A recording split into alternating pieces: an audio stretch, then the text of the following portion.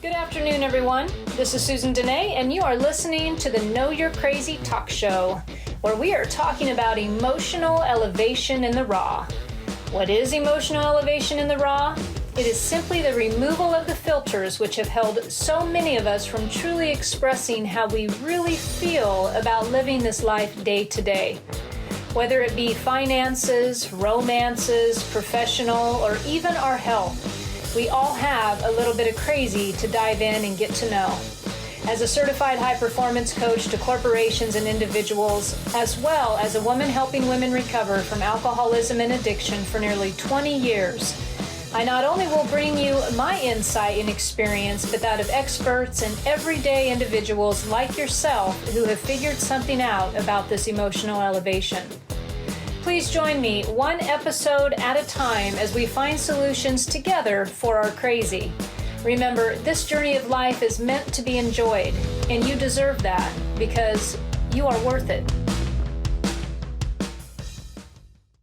Hey everyone, this is Susan Denee, and you are joining the Know You're Crazy show, where today Dr. Pat and I are talking about how to stay sane during an insane situation.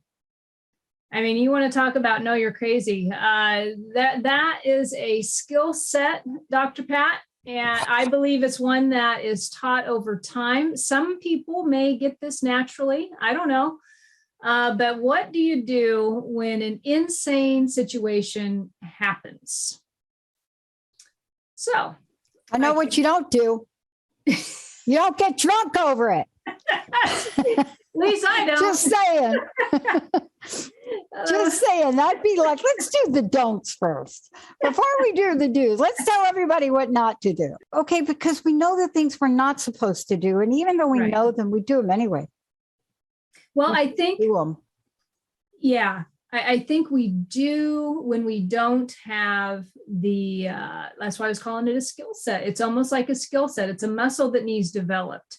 And so for this, starting out the conversation, some of the items that we're going to be talking about is one, both of us might have an example of where we've had to personally demonstrate sanity during an insane situation. I have a great example just as of yesterday, life served me up one.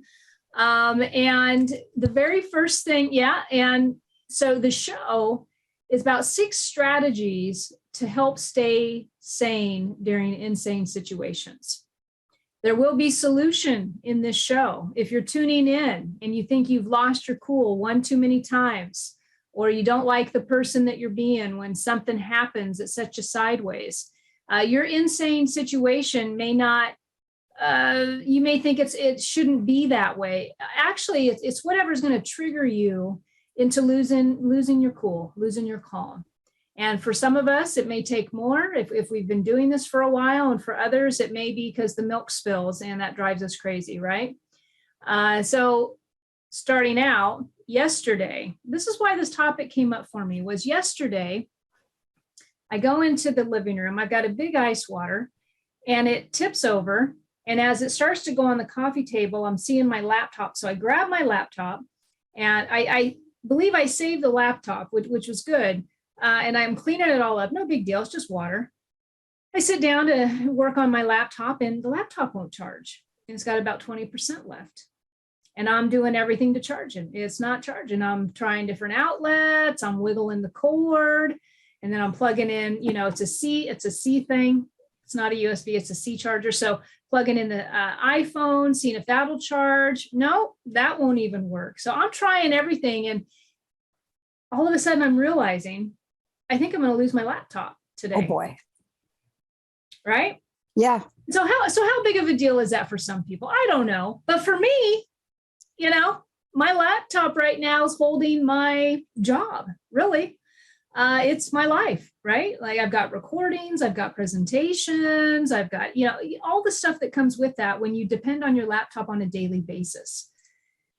So what is going on there?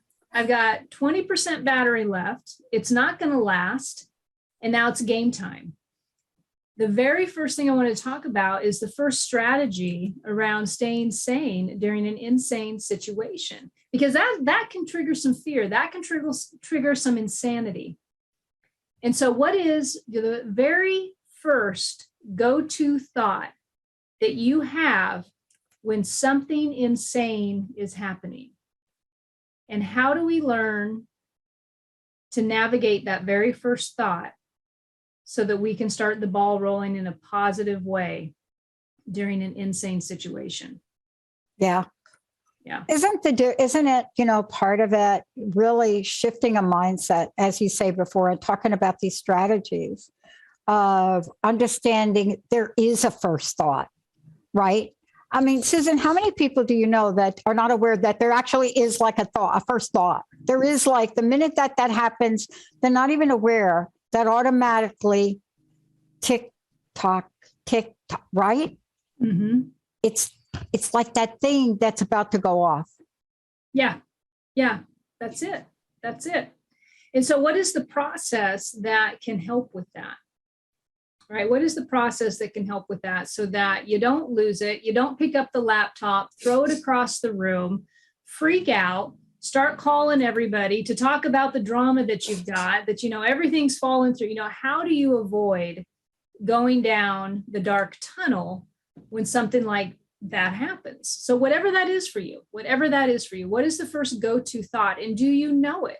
Because here's the thing, the go-to thought is either going to be methodical and strategic, or it's going to be emotionally irrational. That's the difference. Right? So for me, yesterday, I was thankful that I had some perspective, and life deals perspective. I like to say it right sizes us sometimes. I just got back from a visit back home, visiting an elderly parent, so I've kind of had a glimpse at what's important. And I'm not saying that my laptop's not important, and I'm not saying all my recordings aren't, all that stuff is important. But when you get a glimpse at what truly is important and needs to be prioritized, it really can right size you in the moment so that you can bring things into perspective to not blow it up, right? So for me, what happened yesterday when all that happened, I think I had three choices. I had one, I can call the computer support, call Dell. I can call Dell, get them on the phone. How long is that going to take? So it's all quickly happening. Am I going to be on hold? Is the laptop going to lose? Am I going to totally lose my laptop? Second thought, I hope to hell this is backed up, but I need to check that out. And I need to start moving files over to a USB or something immediately. And I need to be able to prioritize those files quickly. So what do I absolutely need? Right. And then the third one was just, curl up in a ball, cry yourself to sleep and deal with it tomorrow and avoid the whole damn thing. So those are the options. Right. And, I started transferring. I started trying to take advantage of that last 20% and hoping to hell that it was backed up. But, and I got transferred what I could, and hopefully everything was backed up. I'm talking to you right now, so we're doing somewhat good. Okay. Yep. Is it on its last leg, or what are we doing with that thing? Oh, it now? is totally on its last leg. So okay. If my speaker goes out, it's because the connection is really temperamental right now, and I'll save all the details. But if the webcam goes from webcam to laptop cam, you might hear a shift. But it's plugged in and it's got a charge right now. The guy came to the house, but he has to come back. But so right now it's kind of like I have you ever had to like put a bunch of pieces together and hope the glue sticks just long enough to get you through? There's no question about it. That I think is the story of my life right there. That I think what you just described, that's it. Isn't it interesting what yesterday was? Because it was the kind of day, it was exactly that kind of day for us. Out of left field. And it's kind of an out of left field. I say out of left field. What does that mean? That means that you didn't really plan to have that situation, did you? No. There was no neglect involved. And I had something similar happen. But I learned a few things along the way. I had a mentor once and passed away. And then I've had other mentors, and they used to make me do things. Like, there are some mentors and coaches you can hire, and they'll talk to you and they'll say, okay, what you really should think about. No, I work with people that say for the next 70 days, I want you to say this 70 times a day. Now, I have a number of things, but this was the one that I remember. I can't remember. I think it was Dr. John DeMartini. And he said, you have to say this. It's not good. It's not bad. It just is. Yep. And I remember him saying that to me, and I'm telling you, I wanted to throw something at him. And then I tried it, and it was one of the hardest things that I think I've ever done. It was actually harder than the 70 times a day thank you God thing. Mm-hmm. That was easier. But something like smack up in your face, right? Like when your camera disconnects during this live show, try it, Susan. It's not good. It's not bad. It's just it. Go ahead. We can try that. But this is what you're sharing today, because there are solutions. There are remedies. There are remedies for our insanity. What you just said was another strategy. So we'll put that strategy number 7. I should count these as we have this conversation for this hour, because for somebody to say that to themselves, it's not bad, it's not good, it just is. Right, there's a strategy. So often strategies, you can think about, we've got, a flow chart, and we've got, all these strategic, all these things and these steps, but sometimes the best strategy is just a metaphor. Or it's just an analogy. It's something as simple as it's not bad, it's not good, it just is. It just is. And in that moment of the emotional dilemma, I don't even say emotional dilemma, of just the dilemma, are you able to withstand and hold and have that conversation with yourself? And that really is the trick. So first strategy, what happens to you when something happens unexpectedly? Something big that you perceive as big, doesn't matter what anybody else thinks. You do perceive it as bad, maybe in the moment, heavy, whatever it is. But what is your first go-to thought? You take the situation, what are you used to thinking? How do you emotionally react when something knocks you sideways? Now, if you're somebody who gets upset about spilled milk, then that's okay. That might be what sets you sideways. Some people really like their environment nice and neat. And coloring outside the lines or having something disarray or some disorder around them drives them crazy. That might be it. So what's happening internally is the question. And if you can reflect back for just a moment and just say to yourself, okay, what is my first go-to thought when things happen? Am I thinking it's hopeless and it's irritable, or it's somebody else's fault? Or am I going to a thought that says, what can I do to make this situation better? Because I believe a lot of people have these strategies already. They already have these skills. We just don't talk about it enough. We just don't talk about it enough. How can we help one another with these type of thoughts? I think part of it is you've got to be willing. I think this is for me, and it's part of the strategies we're going to talk about. We've got to be willing to take a ride down the alleyways of those deep, dark places within ourselves sometimes that a busted laptop will take us. Yeah. Yeah. Or a spilled cup of coffee on your new rug. Or any number of things. But I think what you're talking about today for people is learning how to understand what goes on inside of us, right? And then what do you do with it? Yeah. Yeah. What are you going to do with it? All right. So after we talk about that, so we've got what's the first go-to thought that you go to? Is it emotional upset? Is it blame? Is it anger? Or is it simply, what can I do to help the situation? We've got another little tool in there saying this isn't bad, this isn't good, it just is. And the other one that I mentioned was, have you right-sized the situation? Have you right-sized the situation, which just simply says, similar to it just is, but putting things into perspective of how important is this scenario really compared to my sanity, right?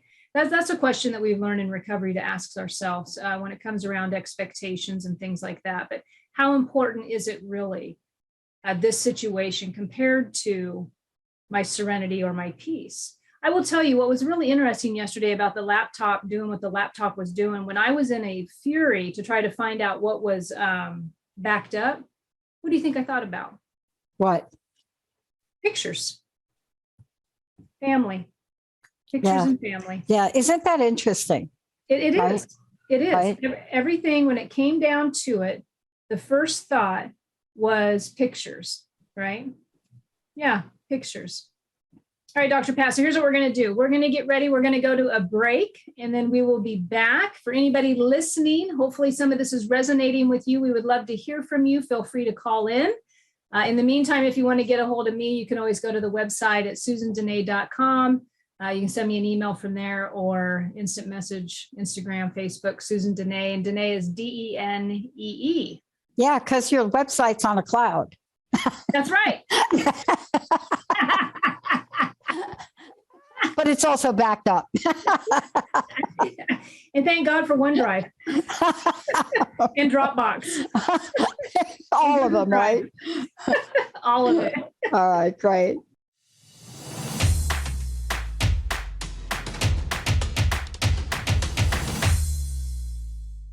Hey everyone, this is Susan Denee, and I'm here with Dr. Pat. And we are talking about staying sane in insane situations. We started out by me just telling my story of my laptop going kaput on me yesterday, which simply just meant, what the hell, where's everything going? What am I going to do? And how did I respond in that situation? The difference between having an emotional meltdown during the insane situation or having a methodical strategy. And have you arrived to that? Do you have examples in your life where you have been able to pause during the insane situation to ask yourself a few questions or to be able to reel it in? And right before we went to break, I was talking to Dr. Pat. I said, the one thing when everything's happening, the laptop is my business. It's whatever, right? But the first thought, the first fear I had of losing were the pictures of family. That was the right sizing, right? That's the right, what does that tell you, right? Like when it really comes to push or pull, it's the relationships in your life that you truly cherish. And, the reason why that was so stood out to me was because, why is it okay to, or not even okay, but why is it beneficial for somebody to learn how to monitor that emotional moment when something insane is happening? Because usually, the answer that I will give, usually during that moment, we've got family around us. We have somebody watching. If you're a mom or you're a dad, you've got kids around you and they are witnessing your stuff, right? They're witnessing it. And it's not that it's not normal for children or people to see us go crazy every now and then. That is normal. But are you satisfied with the person that you're being when you show up, right? And so, the pictures came up and the thought of, about 2 weeks ago, I didn't realize on my laptop that I had some videos of my kids when they were babies. Oh, wow. I didn't realize that I had transferred those over from somewhere. And so that was like the main fear when all of this happened. Oh, wow. Was like hoping that so I'm I'm just going into gameplay. I felt like 20 seconds. It was 20%, but the battery's fried. So it was just going down fast. But being right-sized in the middle of it really was beneficial. Yeah. Yeah. And I like the medical model. What's that? I love the medical model. I do. Think about it. Okay. You're going in and you're going to get a surgery. Mm-hmm. Some kind of, I don't care what it is, but you're going in and they're going to do a little cut and a little snip and a little this, a little that. Maybe they're taking something out. Maybe they're putting something in, and you go in and you don't like the fact that you're going in and there's something in the surgeon's place. You don't like the person at the desk, right? Yeah. And you go in and you're already afraid because, hello, I'm coming in here and it's in the middle of COVID. Ain't nobody in there with you, but you're crazy. And the one person in the entire hallway at the desk. And they say something to you and they set you off. And then you take your sorry butt into the room where the doctors, the nurses are all dressed up, and you take that sorry attitude because somebody at a desk said something to you, brought out every fear monger in your body, and you start to rant at what? The nurse that's going to give you that stuff that's going to knock you out. So you yelling at her. Then the doctor comes in, hi, how are you? And you're saying, go, you know what, yourself to the doctor, right? Yeah. Yeah. Right. But what's their motto? Do no harm. So you're in there in your total crazy, and then they're going to give you drugs, and you think you're going to shut up from that. You're not, because you brought all that crazy into one room in an environment that has nobody but the people that are going to take care of you, right? And you are just crazy. You are you know what, crazy on them. And can you imagine if you walk into a room full of people? Now, I'm not saying that they're on some, I mean, come on. You do that in the restaurant, you know what they do to your food. I'm not even talking to you about that, but I like their little model. Do no harm. See, if we can remember that, do no harm. It requires you to do two things. One, it requires you to have an understanding of what harm is that you can do to another. For example, that surgeon got putting in a new knee for me. And I got to say, my doctor was not like this. I was not like this with my knee. But imagine him in there, and they're all tired. And I did yell at him because they changed the music on me. I asked for music, and they thought I was out, and they changed. And I did, yeah. But imagine that you're in there, and all they can think about is your angry, rude self. And instead of gently rolling you on the back, they hurl you like a 500-pound tuna. You see, despite what we do to some people that serve us, they have an ethical standard. I wonder what that would look like if we knew that. But you see, in order for you to do that, they're trained about what do no harm is. We are not trained. So we have to understand that if I am going to do harm to myself, or to another, or to a laptop, or to anything else I want, it has consequences. So who doesn't want to learn how to manage that part of their crazy? Well, and one of the strategies today is protect your area. You got to go into protection mode. You have to protect the area. And that's exactly what you're sharing about with the be aware. Am I externalizing harm to others through my verbal words, through my actions, or whatever? Or even better, what happens when we internalize it and we do the harm on ourselves that is so detrimental, right? And so it really comes down to, so you got to protect the area. I was fortunate yesterday because I didn't have any family members home with me when this was happening, other than Apollo and Lulu, my pups, right? But, I'm just running around like a crazy woman, trying to find chargers and do what I got to do. But I was just very aware of, it was almost like it sounds crazy. It was almost like this excited thrill thing. Like I had a deadline. I had 20 seconds, go, and it's like a game show. Like, oh my God, I'm in my own little world, running around the kitchen, looking for outlets, trying that, watching the little battery, the whole time. Oh my God, I gotta, and it would have been comical, but if there would have been people around me and I wouldn't have been able, right? If I wouldn't have been able to move smoothly from one room to the other, or if somebody would have been asking me questions, in the middle of my little thing, what would that have looked like? And so you wanted to say something. I got to tell you, I know you and we go to these motivational things. I mean, since I started the show, and even before that, I would go to these motivational people, right? They get up on the stage. What are there, like 1,000 people in the audience? Yeah. And they're like this.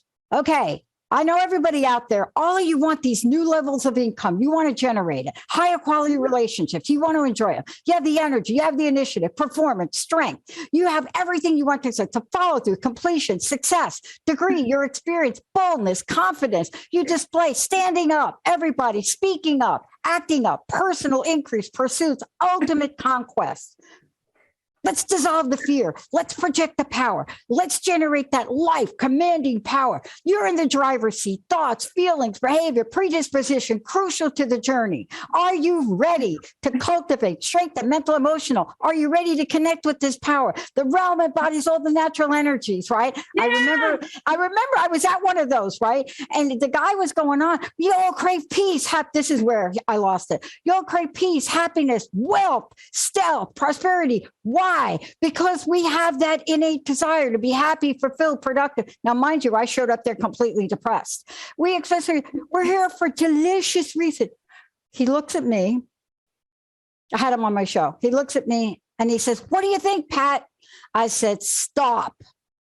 I said, "Do you really think I believe that garbage?" I said, "Do you really think for 1 minute this kid from the Bronx that's showing up here, a quart half down, is going to believe everything you're saying without you?" I mean, I did. I went off on him.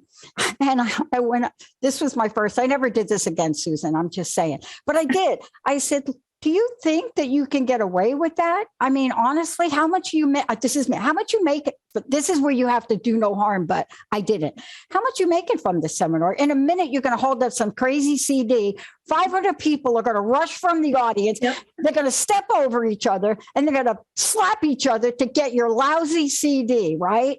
Mm-hmm. And I said, "Don't embarrass yourself. Let's get real for a minute. You want to help me and the people here? Help us face our true selves in the moment. Yep. Help us understand what it takes for you to be standing up on that stage. You're going to make tens of thousands of people. You got volunteers all over the place. But my voice inside of me now, because I came in here a quart down, says, come on. Let's play the real game." Well, he took a break. I just thought about that today when you're speaking, because how many of us don't know how to get from those great positive messages? And actually, he became one of my mentors. One of those great, power, amazing messages. Then we do something that we are going to regret and cannot take back, Susan. See, this is it. Yeah. We cannot. Fortunately for me, I turned it around in the afternoon and I ended up getting on stage with a big testimonial, but I had stepped in it. I had let all the crap I was carrying with me and that phony baloney stuff that had been said to me so many times before. And how often do we not know how to recognize when we're fueling up on the inside? Well, you were in a little frenzy there with that little, you had like an adrenaline, you had like a laptop is crashing adrenaline rush, right? I did. I totally did. I was looking for thumb drives. I'm all over the place. I'm running out. I think you even texted me, didn't you? I think I had a minute to say something like, back it up. And here's the funny thing. I had backed up most of my stuff, but but I couldn't remember when it was all that automatic stuff. But it was like just the moment of fear of it. Right. But what was I going to hit on with what you were just saying? Actually, a couple of things was, I mentioned that, everybody's pressure point can be different. Everyone's pressure point can be different. And, as much as it's probably been over talked and overlooked at and over Googled, the Will Smith and Chris Rock thing, that was a pressure point for Will Smith. That was a huge pressure point. It was a pressure point. And there can be all kinds of thoughts about that, but it was a pressure point. And so sometimes it's our family. You've heard things like the mama bear or a close friend of yours who's been put down, but there's a pressure point for all of us. And if only we can diffuse it a little bit before we lose it, right? And what we witnessed was somebody losing it, right? Yeah. And God bless him. I've been there. Now I ain't at the Oscars. We've all been there. But I've been there. I have been there, yelling. And, anger was something I had to learn from for a lot of years. And so what does it take? What does it take to turn around and say, okay, I want to be calm more often than not. I want to remain, and maybe not even calm, but I just don't want to cause harm when I'm emotionally upset. So what does that require from somebody? And there's your in the moment tools that we've talked about, some of them, and there will be more coming. But one thing that came through today for me when I was thinking was how important it is to be real with someone, whether you're coaching them, mentoring them, parenting them, but how important it can be to really let somebody know that this stuff takes work. This ain't no, you show up even for a few coaching sessions or a mentoring session, or if you're in recovery, you show up and talk to your sponsor a few times and then you go back and rest on your laurels. That ain't going to solve no emotional upset that you're experiencing in your life. This stuff takes work. This takes dedication. This takes willingness. This takes looking at the humility of a situation, overcoming it, and saying to yourself, I can do better. And now I got to go back and clean up some crap, right? Like, oh, boy. And there's a ton of discernment that is absent when we are in an emotional turmoil situation. We lack discernment in the moment most of the time until we learn better. Yeah. But to learn better, you got to be willing. You got to pick yourself up. You got to be willing to say one more day, one more shot, one more phone call, one more homework. When somebody says to you, this is a suggestion, or this is the homework, or write that down, or did you do, and you don't do it, and you go back to living miserable. I mean, we've all been there, none of us are perfect, but I'm just saying it takes work. It takes work, but it's like anything too. I mean, I knew if you'd asked me what I really said, I couldn't tell you, but I wrote it down in a paper I wrote once. And I remember thinking this. I remember thinking, Pat, you're a fraud. This is what I remember right before I opened my mouth and just threw up all over the guy. And I remember thinking, you're a fraud. Your listeners may call you Dr. Pat, but we know who you really are. Hello. We know your past. We know who you really are. We were there with you all those times. Remember? Hello. Remember that time you were totally embarrassed yourself? Oh, and your friends. How many of us can recognize that voice? See, because if we can recognize that that is the voice that starts to happen, it may not be all those words, but it may say something like, oh, how stupid are you, right? That's all it needs to say to you to get you jacked up. And then as you're doing this talk keeps going, I'm telling you, you're not good enough, man. You don't deserve what you have. The reason you can't listen to him telling you that stuff is because you failed over and over and over again. And what you realize is some people in the room are going to walk out with that gift, and you're not going to be one of them, Pat. See, this is it. Yeah. Is it this like going on over here like this? Yeah. You've had too much coffee because they give you a lot of coffee, and you've had too much coffee. And then you have to remember your birthday month is the month of humility. And every year you have to go through that same month, announce your birth. Every year it's going to be the same month. It's going to be humility. And then you have to remember there's a good reason, Pat, that's your life's lesson. And then you have to figure out what it is. But what you're talking about is helping people recognize the nanosecond before they take that leap down the rabbit hole.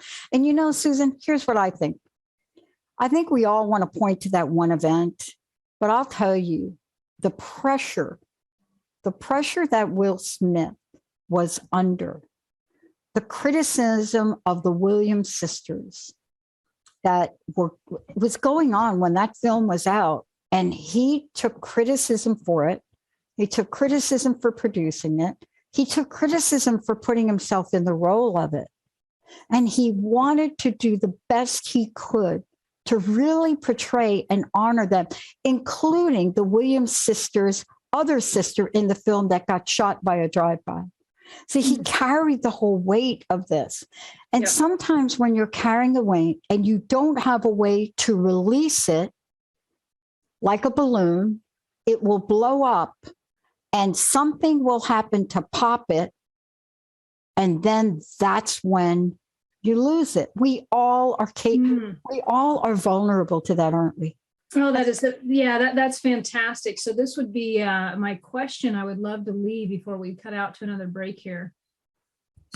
Is anyone listening to this feeling like they're about to burst the bubble, pop the balloon? Do you feel heavy? Are you carrying a lot? And you don't have to call us and tell us if you don't want to, but as an individual, are you able to look within and say to yourself, could I be carrying a lot? Because sometimes I know for me personally, and some of the women I've worked with, we don't realize how good we are at carrying stuff. We are compartmentalizers and experts, and we don't realize how much we can carry until we are overloaded, overburdened, and stressed out, and wondering why we don't want to eat well, we don't want to exercise, because we've been caretaken and carrying a burden of all this responsibility to the point of almost bursting. And hopefully you learn some stuff today that'll help you avoid that burst. So that's a question for the audience. How you doing today? How you doing today? All right, so we're going to go to break. We will be right back. Thank you for joining me, Susan Denee, and Dr. Pat today as we talk about staying sane during insane situations. And we will be back. Thanks.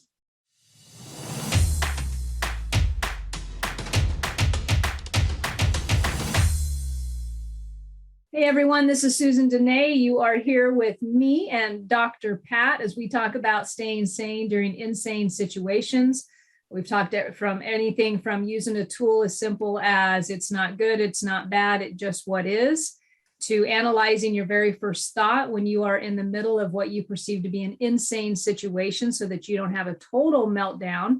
What is the first thought? Are you able to pause and, when you reflect back on this as an exercise today for you, are you an emotional, nightmare during that time? Or do you actually, can you pause and methodically look for a solution? That's one we talked about. What else did we talk about, Dr. Pat? What we're talking about is the imposter theory that shows up in all of us. When you have people in front of you trying to help you and you are so believing you're an imposter in your life that you don't even belong in your earth skin, where do you go? Well, if you go down the rabbit hole of fear, if you go down the rabbit hole of doubt, if you go down the rabbit hole of ... fill it in, then you will do something next that will not serve you to get from where you are to where you want to go.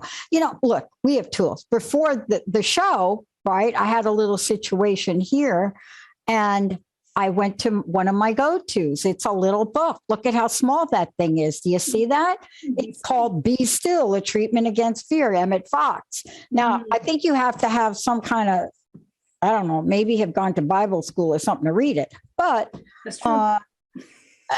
goes on, when things,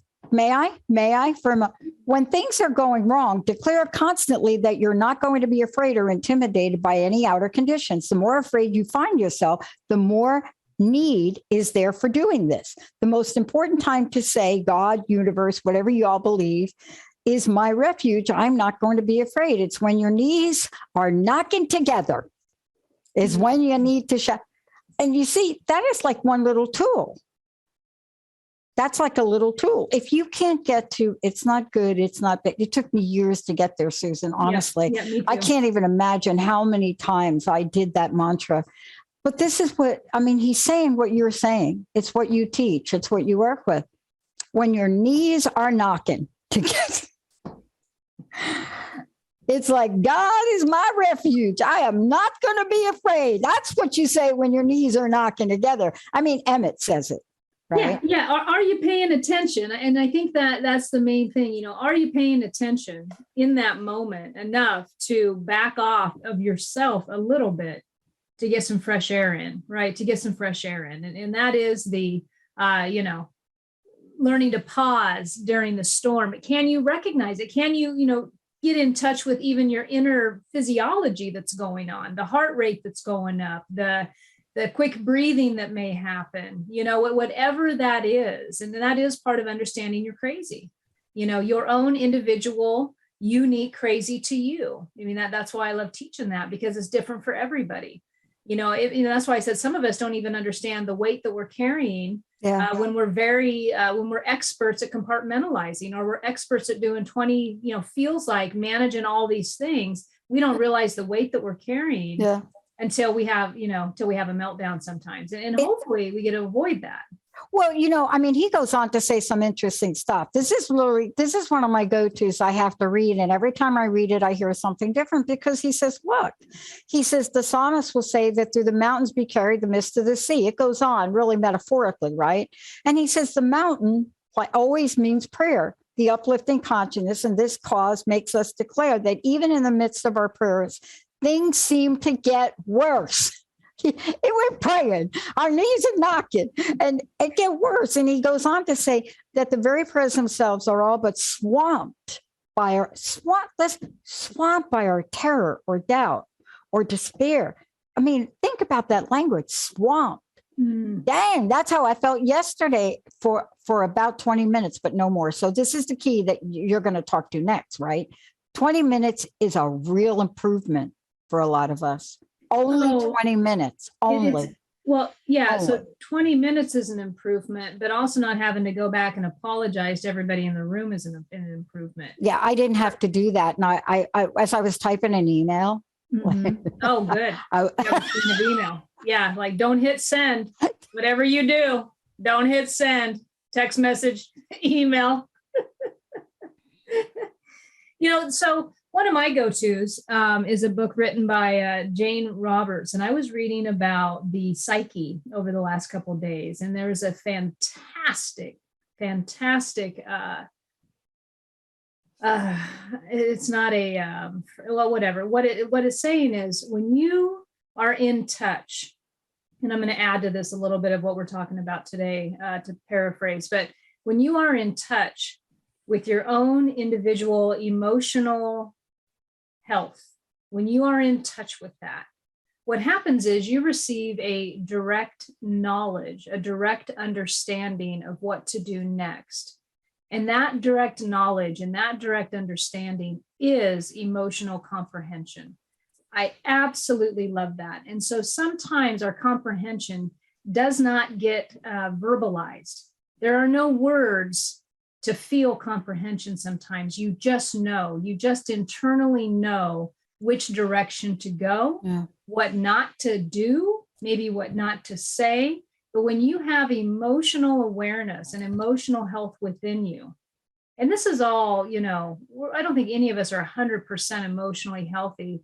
But when we've been working at this for a while, we often have better days, more better days than not, if you want to say that, right? But when you have an emotional awareness and emotional health within you and a knowing, you have direct knowledge, and that direct knowledge is emotional comprehension. And it's a knowing within you. It's a knowing within you. Yesterday when everything was happening, here's what my knowing told me. And I usually don't use the word God too much in my vocabulary because I'm more like spirit of the universe, things like that. But I got to tell you, it made me chuckle. I'm like, God's got a plan. Yeah. Whatever's happening right now, God's got a plan. And I lean on that. And that's one of my tools, is I'll take I try to take the higher perspective. What good can come out of this? And I'm going to tell you what good's going to come out of this right now. So this laptop, I've had it for a couple of years, and I've honestly, I think earlier said, sometimes you don't know when things going to happen, but sometimes you've had thoughts about something happening potentially. It's called intuition. And I have had some concern about this laptop going for another year or two, right? And I just have. I know it's not that old, but it's that's called intention. Yeah. So it's hopefully I didn't attract this crap, but I think there's a bigger purpose though. All right. So the guy comes in today to fix it, and it's all under warranty, and so I don't have to pay. They come to the house, which I caught them on. They wanted me to mail this thing in. I'm like, don't I pay for warranty or something? I think somebody's supposed to come to my house. Oh yeah, we can do that. So guy comes to the house. And super nice, great energy. He sits down, and as he's figuring this out, he says, he goes, I just needed 2 parts, only one came. He goes, but do you realize your battery's about fried? I said, well, will it still work though if it charges? I just plug it in. He goes, yeah. And I said, well, what's the battery cost? He goes, a lot less than a new laptop. And I will point taken. So they have to replace the whole motherboard. Right. So essentially I'm getting a new computer. Yeah. And I went ahead and called, and I've got a battery being delivered. So I'm going to have a brand new battery, a brand new motherboard. I have no fears about this laptop not making it in the long run, right? Like, I'm good. And the guy's coming to the house to fix it for me. Nice. I think overall the battery wasn't covered under warranty. It was like $90, but compared to, a couple grand for a good laptop, right? And so I just kind of stood back. I'm like, okay, that's what God was doing. All right. Yeah. Okay. So everything's going to work out just fine. And just reveling in that, right? What is so cool about it is the people that are listening are probably thinking there's something in their lives right now. Yeah. That's, it's like if you horseback ride and you know that your horse has got some kind of sore or some kind of thorn, right? You ever hear that? There's a burr under your saddle. Mhm. That's what it feels like sometimes. If we can catch ourselves at the moment where I didn't walk into that seminar happy, I walked in there really afraid. I had just been diagnosed with, I had a crippling illness when I walked in there. I had never been sick in my life, Susan. And I remember, and I loved doing the show, and I wanted to do the show on wholeness and wellness, but I had never really been sick. And my mentor said to me one time, Pat, you know what? You think you know things, but you cannot take people to a place you haven't gone. And I had never been sick. And April 1st of 2004, it happened overnight. I went from what I thought was a fabulously healthy, vision questing, get out of my way, motorcycle riding girl to no, I can't walk. Yeah. And that was the journey I went on. And somehow this gentleman came on my show early, came into the studio, and he knew what I was going through. And I couldn't take back what I said in that moment, but I could take it back later. And I told my story. I told my story. I got up on that stage and I told my story. And I shared what my life was like. And I shared my addictions. And I shared where I was. And I said, I felt my whole life falling apart, that I would be taken back in time to that girl that was powerless over so many things because I've always had control of my body. And then the realization hits that you don't really. You have control of your attitude. You have control of your decisions. You have the freedom within you. And I got up there, and honestly, I was supposed to talk for 10 minutes. God forbid I could do that. But I'm up there and I'm bawling and I'm crying, and I couldn't even get on the stage, Susan. I had to have somebody help me. But he was a friend of mine, and he continues to be a friend of mine. And I apologized, and he allowed me to share that story because I had talked to him about it when he was on the show in between breaks. That was so transformative. See, there's something so powerful in truth, but yet we will deny the truth to ourselves of who we really are. We'll deny our ability to be powerful and yet vulnerable at the same time. And see, what you're demonstrating is you didn't have a meltdown. You found sanity in a moment of insanity. That's the power of what you do, Susan. That's your coaching program. That is the power of what you teach women, people. You teach them how to find sanity, even in that moment when insanity is creeping in. That moment where you can turn around instead of go forward and do something you'll regret. That's what today's show is about, because we really need it now more than we ever have. We really need it now, I think. I think we need it now. I think the world, as we've all been in this together, it's been the one thing that, if we were able to connect on a deeper level as a civilization, let's just go for the big word, we would realize that we all have this common thing that we've all walked through, no matter what side of the coin we decided to sit on during the pandemic, but we all walked through it. And now we're all coming through it, and we're all different. And many of us have changed. So many things have changed in everyone's lives, from a lot of us being office workers to now working remotely. That's a big one. How much of a voice we want to choose to have politically now. I think it awakened so many of us to what we wanted to do around that or not do, right? Like there were so many things around that. The impact it had on families who had never even seen each other because they were so busy running and coming and going and feeding the kids and going to work. And all of a sudden we're under the same roof for a period of time together. And we really get to find out how good of a marriage or how good of a relationship do we have. And some scored really high and some didn't score so high.